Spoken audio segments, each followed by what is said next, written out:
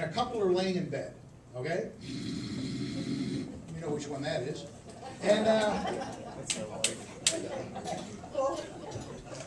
okay, so it's 2 o'clock in the morning, a couple are laying in bed, right? And she hears a noise downstairs, all right? So she nudges them, right? She goes, I hear something downstairs.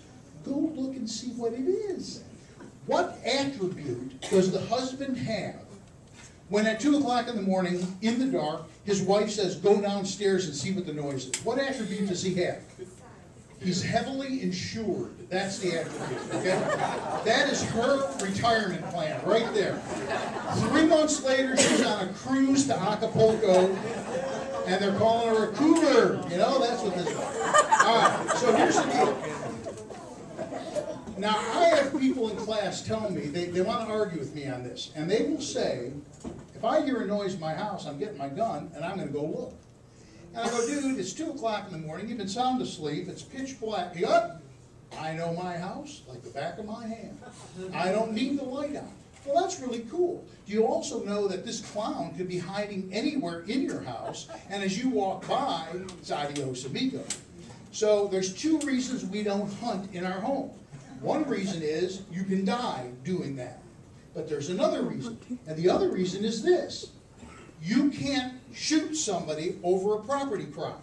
So if you go downstairs and you're in your living room and the lights are off and you see the guy and he turns on you and you shoot him, you better hope he's got a gun in his hand or you're going to jail. You can't shoot somebody over a property crime. So how do we protect our family? How do we keep out of jail? And how do we keep our home? And it's really a fairly simple thing. Here's what you do. You set up what we call a safe room.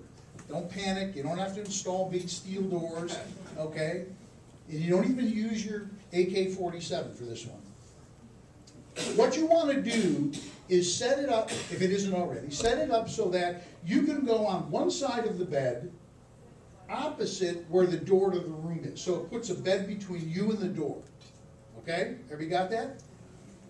What you do is on that side of the bed, you put a firearm, and we'll talk about that.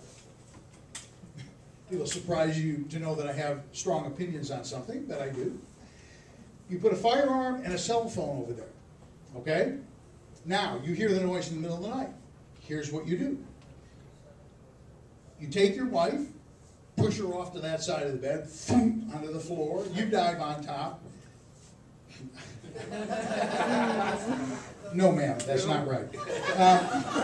And then what you do is you take the gun and lay it on the bed pointed towards the door, take out your cell phone, dial 911, and you go, this is David Lombardo, I'm at 1113 South Raven Road, Shorewood. I have a home invasion, I have a firearm in the bedroom in the upstairs northeast corner of my house, send the police. Put the phone down with the microphone up. This is all being recorded. Don't hang up. Exactly. Don't hang up. Because what you are doing is you're creating a court record. Okay? So you have just alerted the police, you told them you have a firearm, you told them there's home invasion.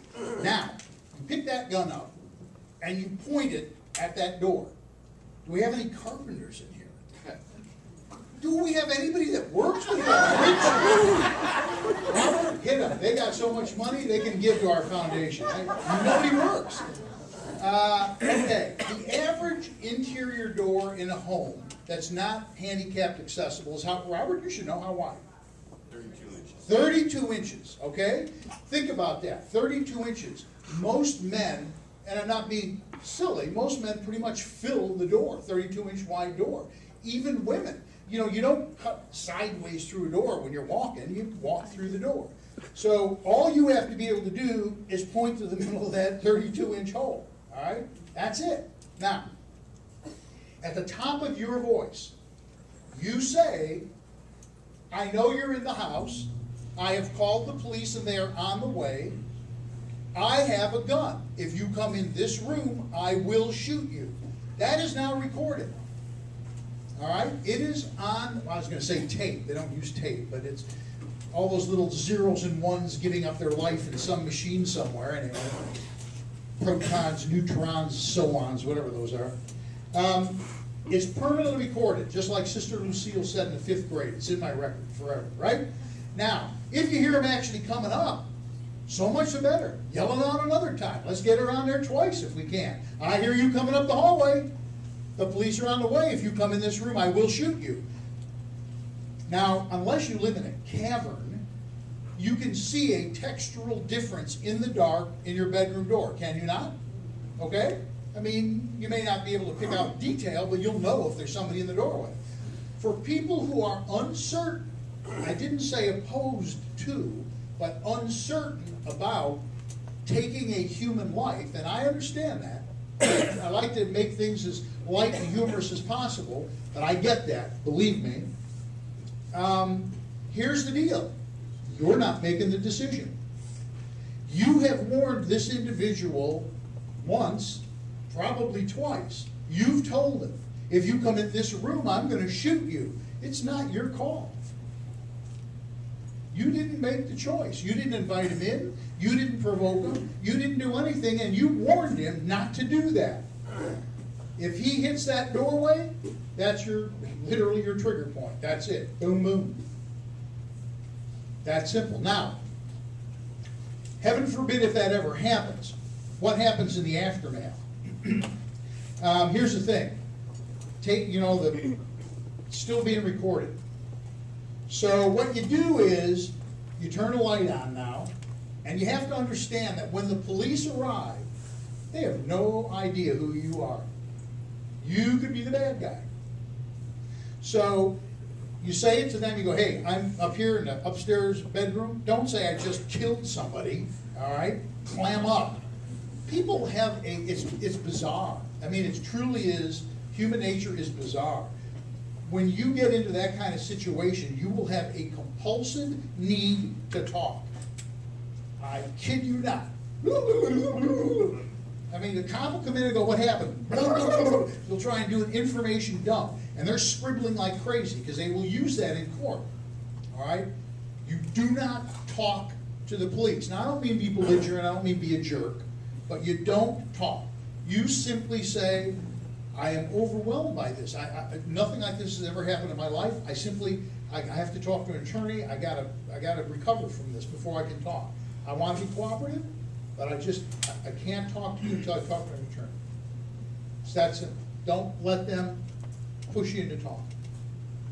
But before the cop actually gets there, what you want to do is empty the gun, lay it on the bed with the action open, step back as far away from that gun as you can get, kneel down on the floor with your hands on top of your head. It's better if you actually lay face down on the floor, because that's where you're going to end up.